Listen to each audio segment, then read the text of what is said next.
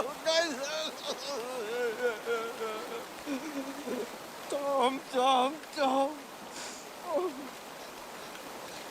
Dead Tom's dead. Long John shot him. But Dead Tom's always been dead. That's why he's called Dead Tom. Oh.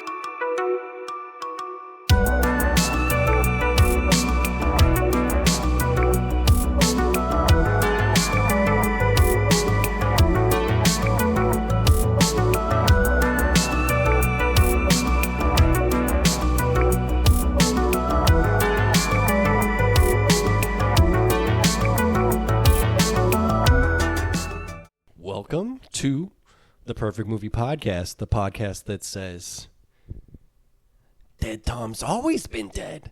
That's why I call him Dead Tom. I'm Michael. I'm Kalen. And today, we're covering another Disney classic film, Muppets Treasure Island. Treasure Island Resort and Casino. Hey! So, Kalen, Probably we chose Muppet Treasure Island. Out of all the Muppet movies, what's up with that? This is the one I grew up with. Same. I also had this like a VHS tape of just the songs from this movie. Really? And so all the songs like live rent free in my head. That's pretty cool. Especially the Cabin Fever one. Cabin Fever. Cabin Fever is a banger. It is a banger. It's a banger. But I love Tim Curry, the late great Tim Curry. He's amazing. I love his voice. He's just a cool guy, you know. And he's got a great, fun performance in this. Very much the standout. And obviously, like the Muppets, I grew up on Sesame Street, but the Muppets were always like the cool cousin. Yeah. You know, that you're like, yeah, these guys are a little bit more edgier. They're a lot more fun. I always watch a Muppets thing when it was on TV back in the day. And I also haven't seen Muppets Christmas Carol. And so after watching this, I'm like, yeah, I'm definitely going to go check that one out. Nice. Yeah, Muppets, there's definitely a phase, I think, still when there was video stores where, like, me and my sister went through, like, just about every Muppets movie. Muppets from Space. Yeah. Muppets Take New York, the original Muppet movie. But eventually, the one that landed on my shelf permanently, for whatever reason, was Muppet Treasure Island. And, man, they don't make them like they used to. No, they don't. There's just so many things to admire and enjoy about a Muppet movie made from this time period. About the sets, about the writing, about just the whole enterprise. Yeah. Is like so quaint and fun to me. It's just the charm, man. I mean, the Muppets are great. Yeah. Period. Like, they're classic characters. You know them well. And it's like, I think of this as like, I think of the Muppets as like a drama troupe that's putting on this movie. Yeah. And I'm like, It's great to cast Fozzie Bear as the rich son that doesn't know anything. You know? Right, like, right. Great move. Smart. Right. There wasn't a huge place for Gonzo in this story. This is not a Gonzo story. No, you know? but he's a great side character. He's a great side character. Yeah. You know? It's just a well-built, smart film. Obviously built on the back of like the original Treasure Island story. But it's kind of a if it ain't broke, don't fix it scenario. And also, like, now that I'm older, I look at things from a more technical aspect, and it's just like the amount of stuff going on screen at one time is very impressive, especially considering, like, these are puppets, you know, and little puppets for everything. There's always, like, there's a little lobster puppet that looks fucked up, and it's great. You know what I mean? So I just love it. Everything's so, like, kind of jam-packed, and the interspersal of, like, real humans versus Muppets is so varied.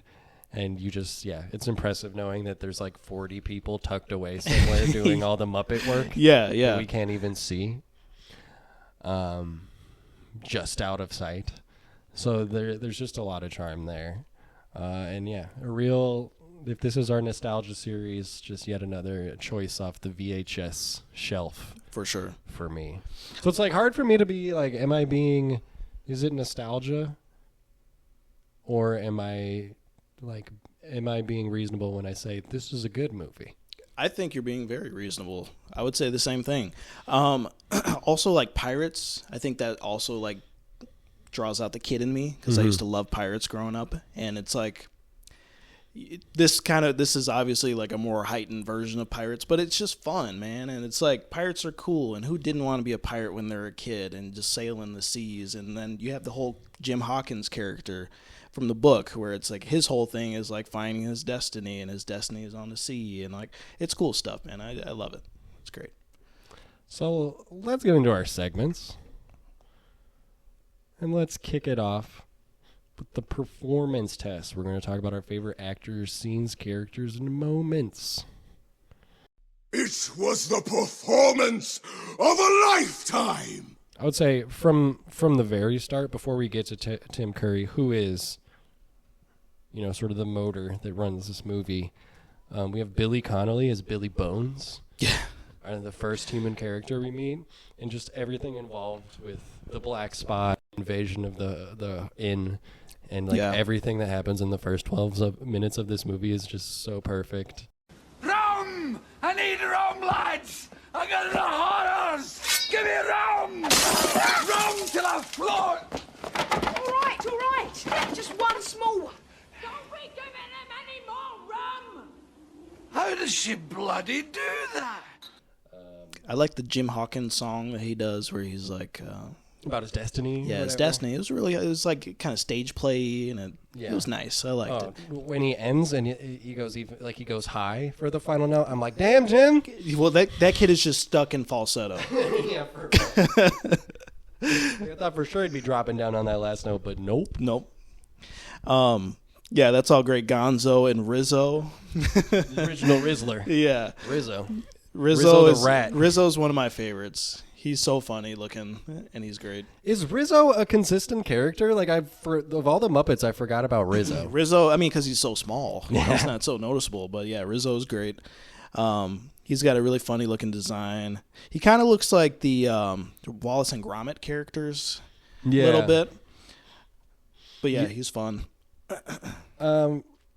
I mean, while we're on Rizzo, I love his side plot of him like selling tickets to rats to board the vessel. Yeah. Which is like a double joke as like rats coming aboard the plague ship or whatever. Yeah. And also the fact that we get all these cutaways to like different couples coupled off having their little vacations. There's like there's like people riding jet skis and having margarita dinners. And there's just like, meanwhile, all this drama is happening. There's just rats having a Caribbean vacation. And I love that little fun twist on history and stuff. Yeah. Like, it's genius. Enjoy your cruise, sir. Next! All right, folks, have your checks made out to Rat Tours Limited. Remember, we put the rat in pirate. That's good. Oh, thank you, Mr. Plegman. Next! Rizzo, what are you doing? What? Oh, this. Well, I figure if the treasure map's a dud, the trip won't be a total loss. I mean, while we're getting into the main Muppet cast, which shout out to all the Muppet actors. I'm not going to go through the rigmarole of naming all the real actors, but I am shouting them out by shouting out all their characters. Kermit the Frog, I love his entrance, where Sam Eagle's out there like yelling at everyone to get everything in ship shape. The captain's almost here, and they kick open the door, and there's like the really tall, angry-looking white guy, and he steps out of the way, and there's just little Kermit with his little wig on. Kermit the Frog here. And what was his name? Jussie Smollett? Was it?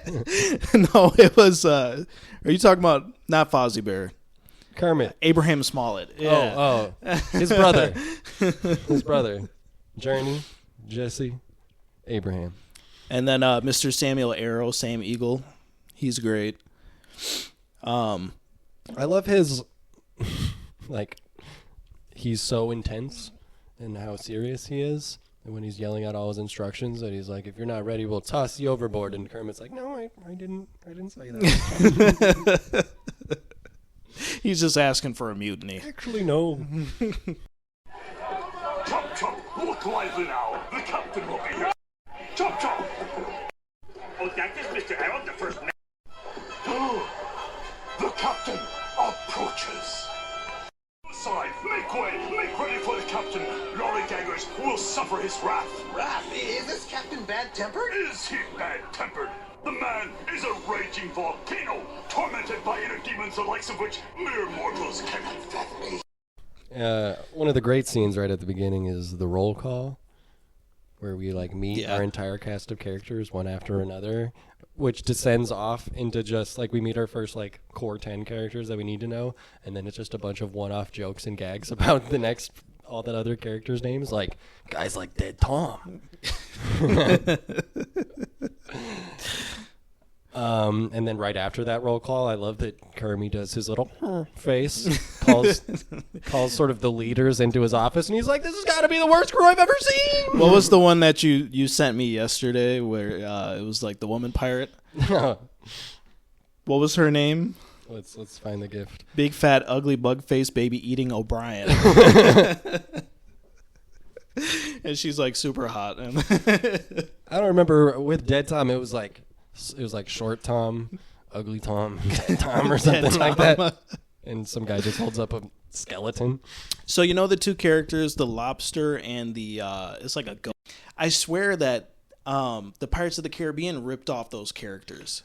Oh, they're supposed to be the guy with the glass eye. Yeah, they're literally the same type of duo character. I don't think either of them is as much of a stoner as the goat character is. I swear the goat is played by like Tommy Chong. Probably. He's like, hey man, we're pirates and stuff.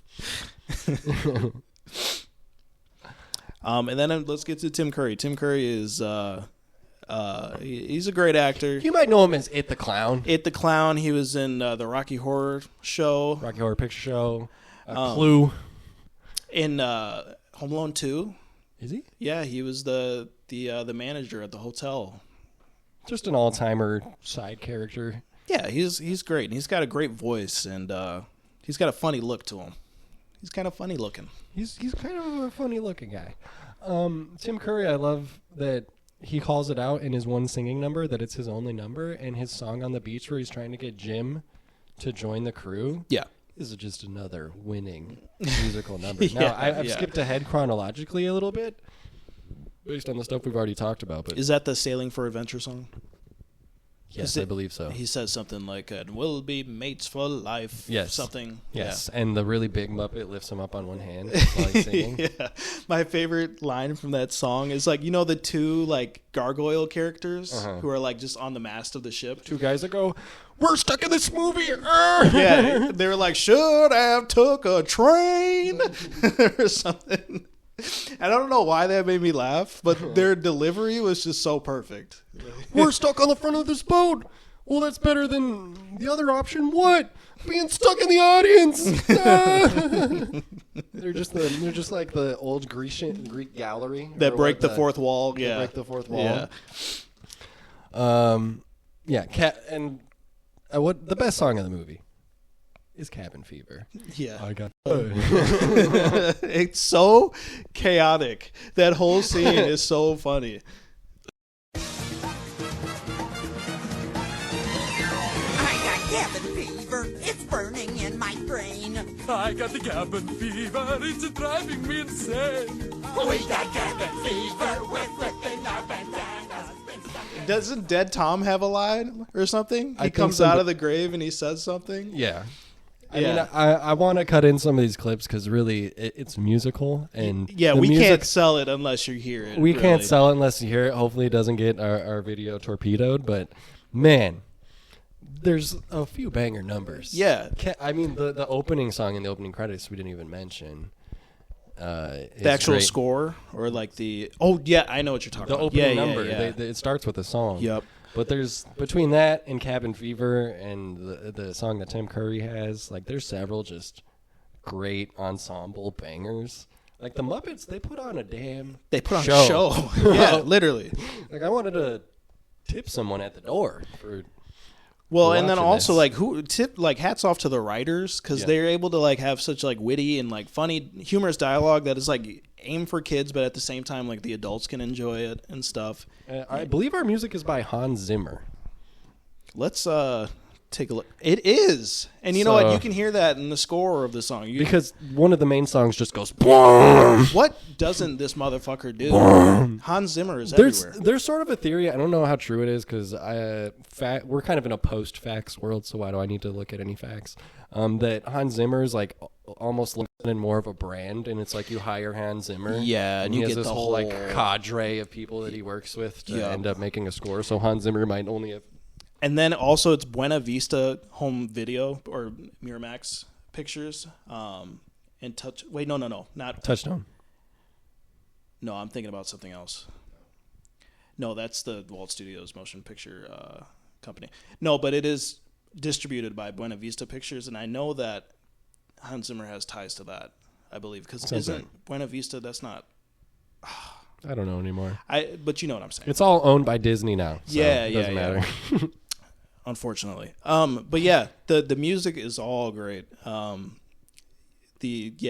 think Cabin Fever takes the cake as the best song in this movie. And the great thing about the Muppets, and you put them in a classic story like the Treasure Island, is they can just break all rules of time and space and Yes. like fourth wall, and it doesn't matter at all. No. Like I love when very early on, Rizzo and Gonzo and Lizzo. are hanging out, and they get kidnapped by like our three henchmen pirates. Yeah. And they tie him up. And they're like stretching out Gonzo, but his arm just keeps getting longer, and he's loving it. And then he makes a joke like, "Yeah, keep doing it. Maybe I can play in the NBA."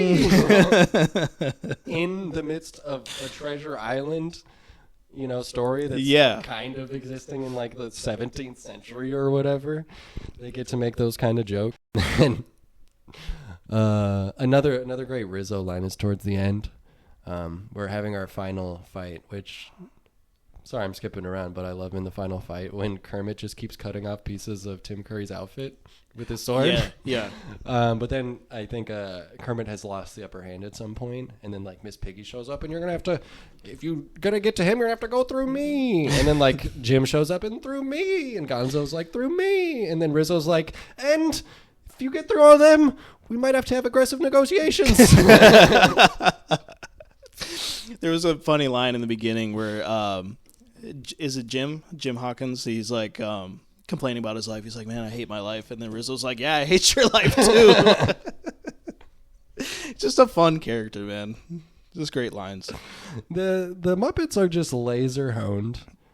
It's timeless because it's not like references. Like there's so many things like modern kids movies, or like I think like we just did Shrek. Yeah. Like Shrek has some references that are not timeless. Right. We're doing Matrix kicks and references to like just very 2000s things, and it feels like a time capsule, and it's on our perfect movie list. Sure. So that doesn't keep it from being on this movie.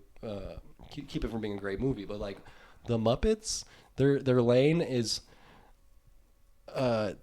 just such like a classic form of humor. Yeah. Like they just get it. Like I don't know who's in charge of the writing over there for the Muppets. Right. But they've carved out all these characters, and you know what to expect from them, and they nail the jokes to the T. Like Fozzie Bear being like, "What's half-wit fail sons for but to pay for your whole your whole travel.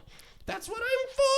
Like, I don't know. They just have such a honed in view of what their characters are. Yeah. And it's also about comedic timing too. Yeah, but it's like they don't betray the characters of the story while still getting in all these side jokes and absolute goofs and gaffes. Yeah. It's just a hell of a good time. Yeah, and then it's like also like you started off from the beginning like this is a goofy fucking movie. You know what I mean? It's the Muppets. It's a bunch of puppets with pirates and stuff. So you can get away with so much. I dude. love the design of like the dead pirate or whatever that comes in to the inn at the start. Yeah. And when they're hiding from him because he's blind and he keeps just like slashing shit all around, all around the set. There's just so many good little details and little jokes that like you can pick up on or not pick up on, because you know what? Guess what? There's going to be another joke a few minutes later. And yeah, you're not.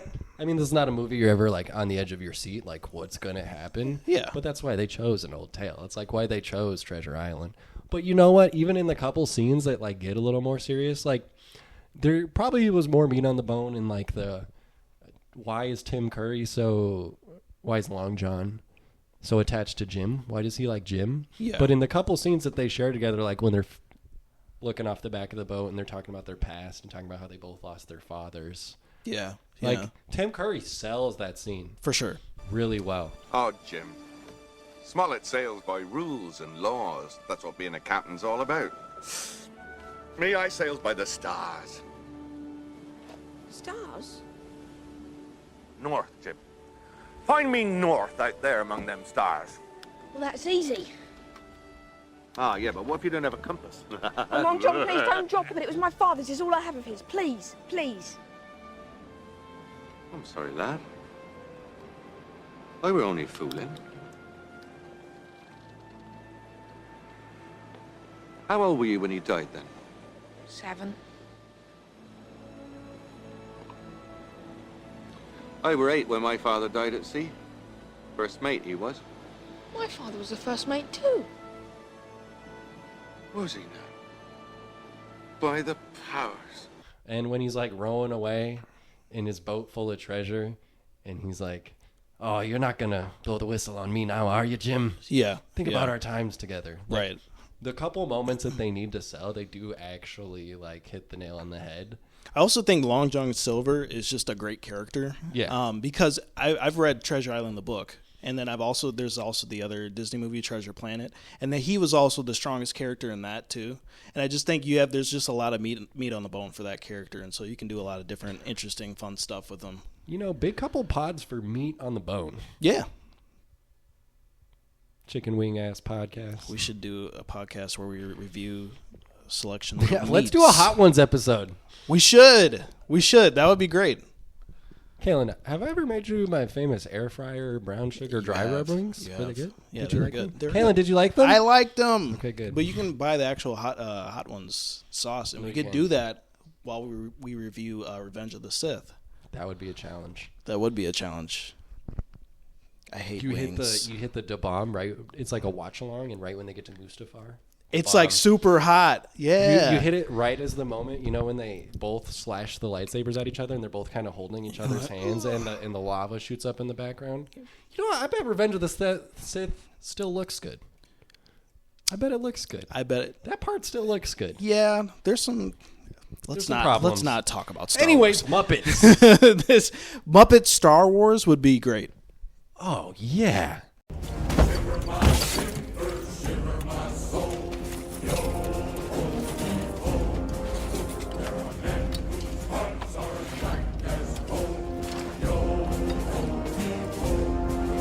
And they sailed their ship across the ocean blue, a bloodthirsty captain and a cutthroat crew. It's as dark a tale as was ever told. Let's move on to It's an Art, Bro. We're going to talk about aspects of the filmmaking process.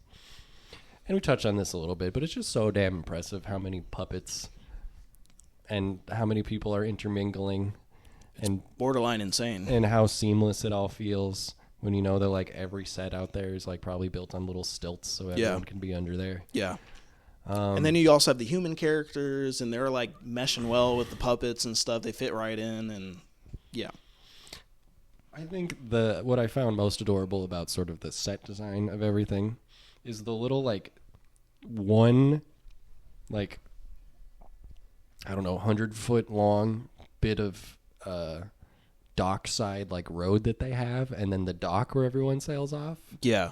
Because they're doing a lot of work to edit in the like chariot coming their way, right? Because they're reusing like the same 3 feet of like 3 paces worth of street to show that show it on its way. It's tiny, it's homey, it doesn't feel realistic, but it feels theatrical. Yeah, you feel like you're watching a play, kind of. Yeah, and I think especially with the music too, that's like its whole thing. And then Christmas Carol they did before this, which is based on a play. But I love the scene in the Cabin Fever where it just turns into like a disco party, and then they cut out to the ship and there's just all these disco lights going from the ship and stuff. It's pretty fun. That's a good looking shot. It's pretty funny. And I think they used a miniature for that one. Yeah. The ship set is good, detailed. And it's not filmed in such a way like it would now, where it's like there'd be a big digital extension with like ocean. Yeah. Just like digital ocean out for miles. They just play the angles. They shoot from a little lower usually, and it's just kind of sun soaked in this very like classic. You know what this way. kind of looks like? It looks like Hook. Yeah, it does look a lot like Hook. Like a lot like Hook. I think they Even how goofy it was. Yeah. With all like the pirates like swinging around and doing goofy shit. Yeah. You're playing with us, Peter. You're playing with us. You're doing it. You know who hung out a lot with the Muppets? I feel like Robin Williams, because he is a fucking Muppet. He was a Muppet. R.I.P. I mean, he's a mummy now. He's a mummy now. R.I.P. Rob. Yeah, R.I.P. Rob. You're up there with Tim Curry, buddy. Oh, they're having a good time. Tim Curry was really gay. Well, they can still hang out. Was Robin Williams into that? I wasn't meaning that as a slight. I was like, Tim Curry was just really, he was a really gay dude. That tracks. He was cool. I mean, theater, my boy. Yeah. Theater. He was that guy for real. My goat. Well, the Muppets is cool. Should we move on to, hey, what are you trying to say? Yeah, sure. Take it away whenever you're ready. All right, let me just get that last measurement on your. Thank you. You know, I need this for the wedding. Okay, well, I need it really quickly. Like it could take about a week to do. It could take a week. Mm-hmm. So, what are you trying to say? He's trying to say that I'm so big, my bum is so big, you need to order to various countries far away to get enough material to make a pair of pants so I can fit my incredibly obese buttocks into a pair of your specially made little suit. No, I mean I'm the only one working here this week. Oh, okay. Speaking of meat on the bone. It's all about destiny and looking to the horizon, but realizing that destiny might be right here at home. Yeah. Watching a Muppets movie. Sometimes the adventure is the friends you made along the way. Yes. The Or treasure. the not friends, or the friends you thought were friends, but turned out to not be friends. Yeah. Along the way. Tim Curry. Yeah. Never trust a guy with one leg. That's a good one. If this is a Disney trope, I noticed with our innkeeper, if you are ugly, you are gifted the gift of extreme strength. And that is what a lot of Disney teaches us. Yeah. So because you are not conventionally attractive, you will be strong. And all the ugly Muppets are the bad ones. They're the bad ones. Yeah. You can see. They got eye patches. They got little scars. Little fucked up faces. They got little faces. There's a lady that talks like a man. It was a different time, okay? Yeah. It was progressive, though. They casted Tim Curry. It's a big movie for cross-dressing. Oh, yeah, they do that quite a bit. Well, that was back when cross-dressing was still funny. It's really funny. And then I bet they kind of like, it was like Rocky Horror Show, because they were like, Tim Curry, we got to do some, you know, boink. That's code for gay. That's code for gay. Boink. Otherwise, yeah, this movie is mostly devoid of meaning, but full of funny jokes. And, yeah, funny jokes, not a whole lot to say. No. Which is fine. Who's watching this to get, like, to have a, you know, I don't know. It's not a master's thesis. It's the fucking Muppet Treasure Island. What are you expecting? Well, I read the Iliad, and so I thought if I watched Muppet Treasure Island, it would give me something along the same lines. Is there a sequel to the Iliad? The Muppets, The Odyssey. That'd be cool. That Christopher would be fucking Nolan. Awesome. We got some ideas. I forgot that's coming out. I forgot about that. Did they Instead ever drop of Matt a trailer? Damon, a Muppet. Easy upgrade. Upgrade button. Kermit is not the what is that? Spider-Man, fucker's name? you're out of here. Kermit the Frog.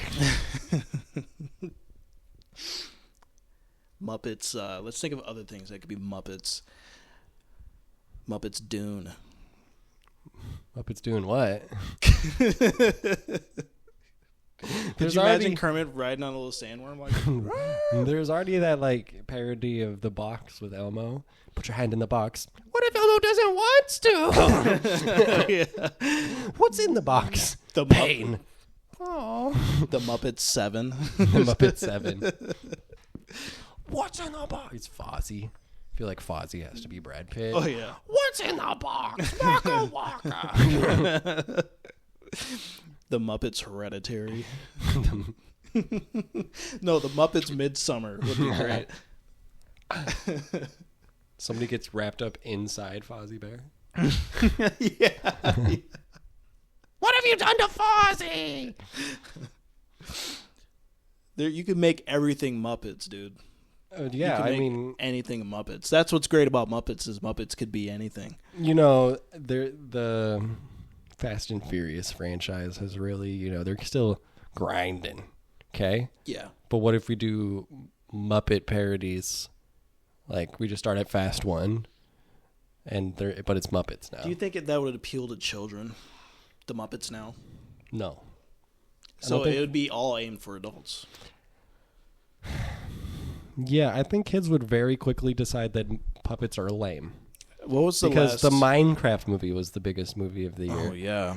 And that's not really hitting any of the same buttons. They are kind of manic in a way that I think appeals to children just because they're a joke a minute. But you could have them say, like, trendy things like Riz. Muppets and Minecraft. No cap.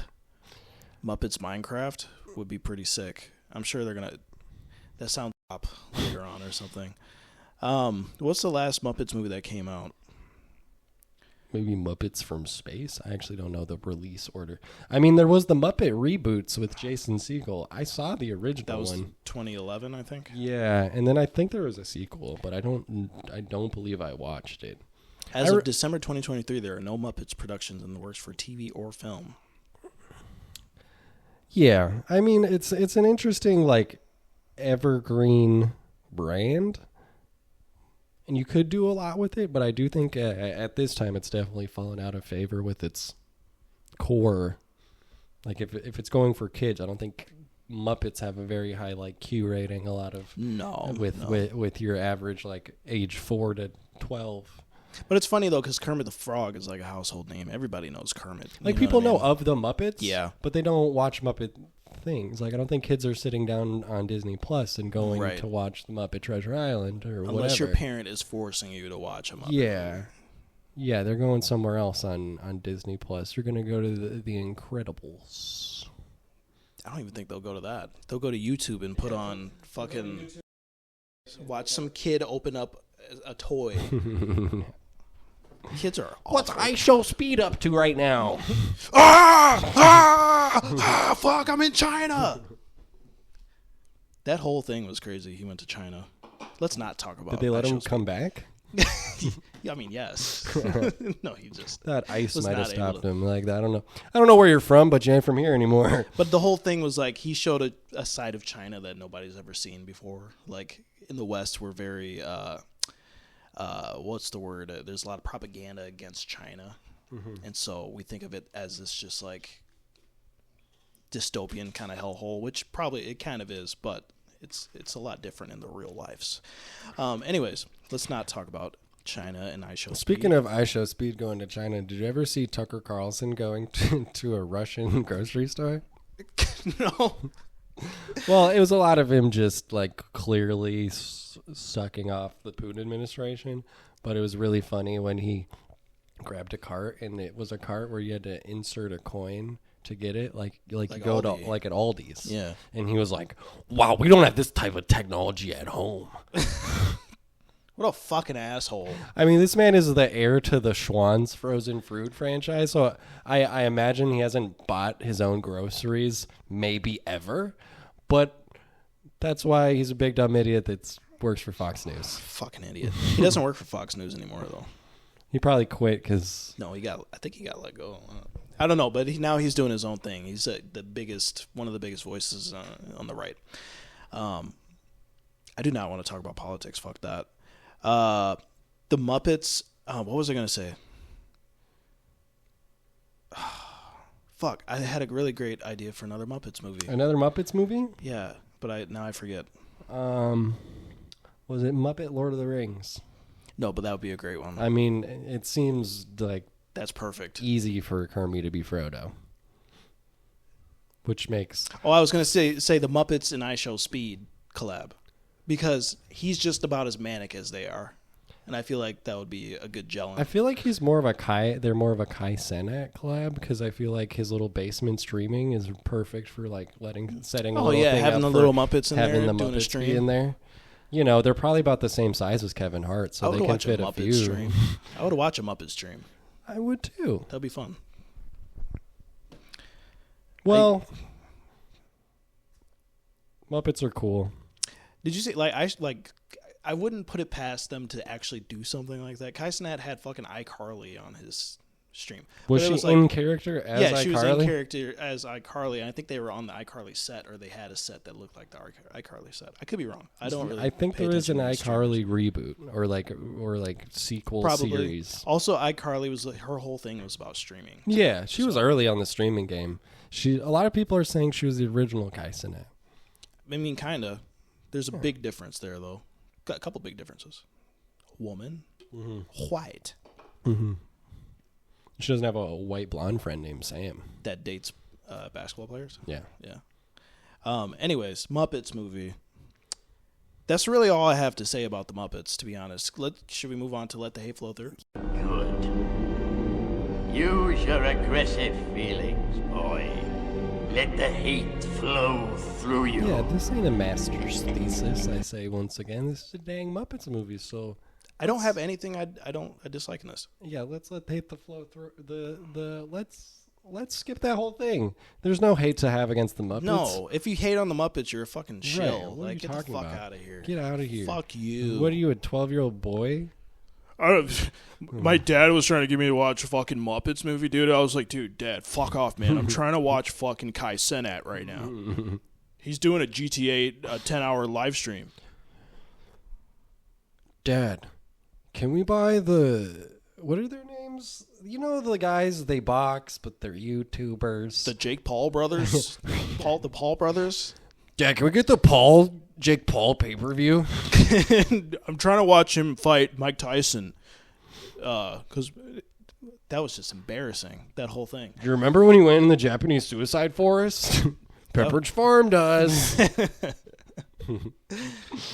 I don't even think they're really relevant anymore. Like, I think the other Paul brother, he does like a podcast. It's like one of those bro podcasts. Yeah, he's terrible. It's all terrible. I think they're like, whoever's still watching these people were like 12, but now they're like 20.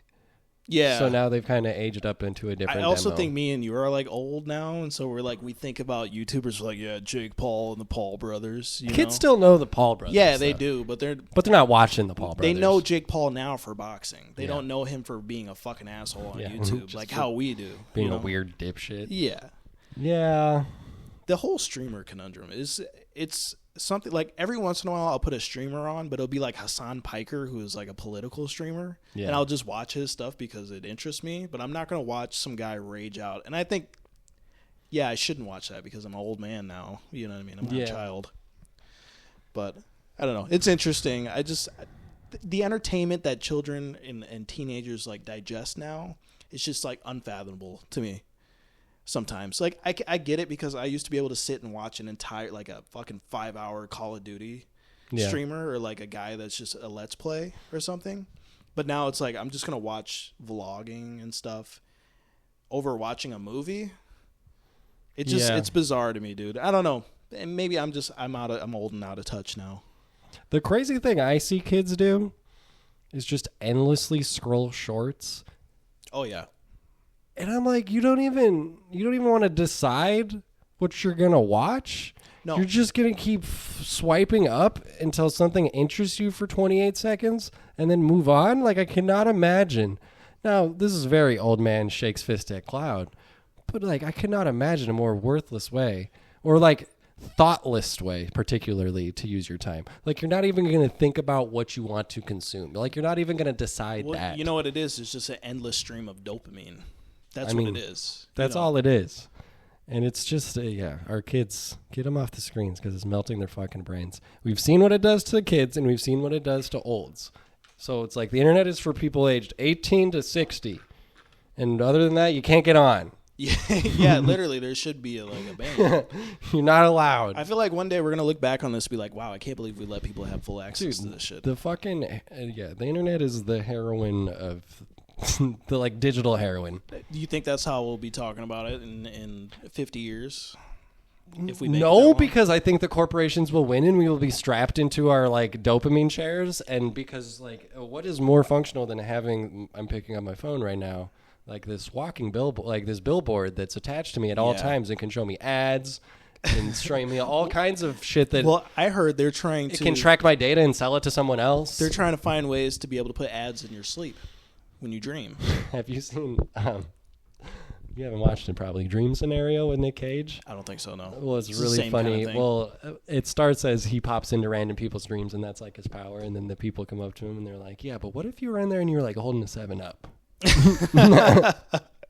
It's terrifying. It's terrifying, but I mean, it's a possibility. By the end, they basically figure out a way to advertise within people's dreams. Yeah, that's fucked up, man. That's the one thing that you guys should not have access to. But... yeah, I think we won't, but only because it's a thing that makes people money. Yeah, and the whatever the research is or whatever, like it's never going to be more powerful than the people that hold the money, and that's all that really matters. Because I don't think, like, it's not feasible for us to be like full like Dune society where we just like get off computers completely. Yeah. But we're like reaching this point where it's so clear the like back to politics, but stratification of society. There's the people up here, and there's the people we're going to strap to screens to placate them or whatever. I see it going two ways. I see it either we go full on cyberpunk, Blade Runner, or we go back down to medieval, where there's a great collapse. Yeah, something happens to the power grids. It's a wrap, but we still are like a society. I would hope there's wiggle room for it, but I really don't think it is because every corporation, I mean, like I think about the school district I work in, they got iPads that are given to starting at kindergarten. Yeah. And it's like, yeah, I'm sure Apple is, they love to work with schools and it's for education, but it's like, no, it's because they want their product in your hand from fucking age of 6 years old. Like, right. And Apple, of all companies, knows the dopamine factors of like tactile feedback and like an iPad is a beautiful thing to touch, and you press the button and you swipe things and everything feels great in a way that's gonna just like hit your receptors right away. And yeah, I like if it was up to me, I'd be like at least no one under the age of like 10 or like 13 or something. Like there's some line where it's like these people should not spend more than 30 minutes a day or whatever on a screen, but it's just not feasible. Like my parents forced me into that, and I wouldn't have been that way for a lot of my childhood if I wasn't. But I thank them for it because we also grew up in a different time though too. Yeah, things were not so like smartphones came out like into my teens. Yeah, you were. It was a relatively new thing. It was a relatively new thing as I grew up, and like man, it's just. But also, there's like the political programming involved as well, with like. You're really pushing different ideologies, and then you question everything. And so when you're that young and you question everything and you're like, none of this fucking matters, I'm going to believe that the Holocaust didn't happen. You know what I'm saying? That's when we have issues, dude. Because now it's like, okay, now we're just ignoring history and we're purposefully trying to be nihilistic. It's a fucking black hole. Yeah. But anyways, we say all this to say, if you're going to put a kid in front of a screen, put them in front of a screen that has Muppett's Treasure Island on it. Yeah, because guess what? We're going to ask our final question. You lost a baby brother. Perfect in every way. I had a baby brother. I had a little baby brother. And he was perfect. Perfect in every way. Is this a perfect movie? Now, I'm kind of vacillating. On one hand, I'm like, I have no gripes with this movie at all. On the other hand, I'm like, did it actually swing high enough to be a perfect movie? Like, I don't think there's a single misstep hardly in this movie, but is it a great enough thing to put it on the perfect movie? How do you feel? I was going to say yes, but then also I'm like, would I show an alien, the Muppet movie? It's so fucking funny, though. It is so funny. It is funny. And I think there's a lot of heart to it. And I think a lot of work probably went into this thing. I mean, and I will go back to it. If you're leaning yes, I'm down to go yes. Fuck it. Let's put it on the list. The only thing I'm kind of hesitating a little bit is like I haven't seen any of the other Muppet movies as an adult. Right. And I'm like, what if there's one that I think is way better than Treasure Island, So- and this is the worst of the crew? Then we got to bring back Purgatory then. I was going to say, all right, can we reopen Purgatory? Yeah. I feel like Muppet Purgatory's Treasure empty. Island. We emptied Purgatory. We could put, we got to add the more souls. So back to Purgatory. I think Muppet Treasure Island's a really good movie, and I just want to have more Muppet context around it to know if like am I inducting one of the better ones? Let's do Muppet Christmas Carol in Around December. Christmas? In December. Okay. And then we can maybe later on go back to the Purgatory list. We got to add more Purgatory stuff. Yeah. Right now it's clear. Yeah, we don't have a roadmap for what we're going to do next, but I think we're going to stick to maybe some more nostalgia stuff. Yeah, I'm feeling like a good time. You know what I'm saying? I think we've had enough negative shit for a while. I think we should dip into some stuff that we both enjoy, whether it's good or not, and just kind of see where that leads us, you know? So yeah, roadmap's uncertain. I think we'll figure that out in the next week or two and have another episode out for you guys. In the meantime, keep on rocking in the free world. Doot. Shout out to Nardwar. Nardwar. Is Nardwar the best celebrity? I think there's like it's going to come out that he fucking molested somebody. There's two. Okay, first of all, whoa, don't wish that on Nardwar. That's like taking down. To me, that'd be like taking down like Mr. Rogers almost. You know? Wait, wasn't Mr. Rogers one too? No, he was not. See, that's why there's a sea of pedophiles running around, and I just can't. Well, one of them might be the president, but we don't know. Oh, we know. Let's not get it twisted. We won't release the documents. Okay. Well, they won't release them Nardwar? either. So. Best celebrity interviewer, Nardwar or Sean Evans from Hot Ones? I like Sean Evans, and I think his Hot Ones are fun, but Nardwar takes the cake. He's been around longer. And too. he's kind of doing it raw. Like, there's no production around it. And the way he like catches people off guard. Also, Eric Andre can kind of be thrown into that equation a little bit too. I like Eric Andre when he does the. But it's a different thing. He's doing a comedy. Like he's doing trying to be zany. He makes it about him a little more than like both of those. You come away learning more about. That's true. The celebrity being interviewed. So True, yeah, like Nardwar. interviewed. Yeah, Nardwar. Put him on the perfect movie list. All right, Nardwar. Let's literally just put it on there. Our favorite Canadian radio host. It's a perfect movie. It's a perfect movie. All right. Shout out to Nardwar. Who else do we want to shout out? Shout out to Modelo. Shout out to the Pope. I hear he's a cool guy.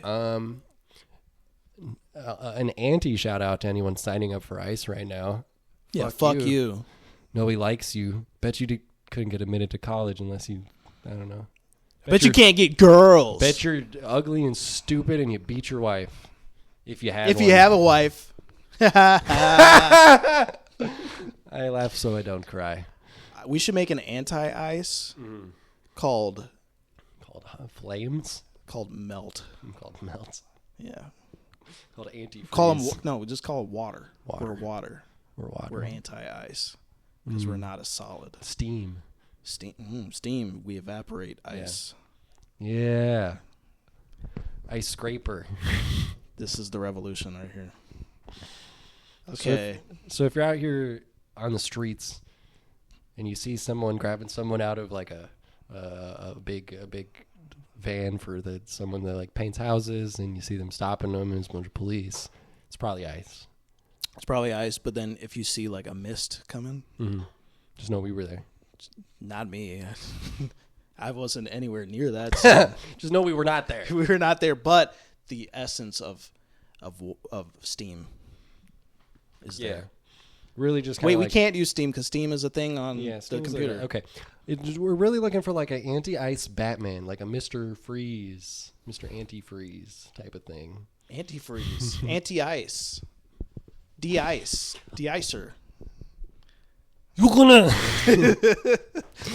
gonna kidnap this Mexican here, bro?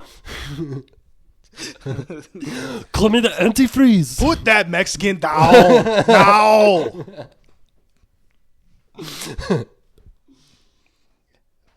I think that's where we should end. Right there. You might need to cut like this whole end part so we don't end up in the fucking gulag. I am antifreeze. I am antifreeze. Arnold, give me your face mask. wasn't and Arnold your like hat. the only Republican governor in the history of California? So He was also kind of terrible. yeah, I think. Yeah, He's had some questionable stuff about him. He's not going to save us. That's Anyways, for sure.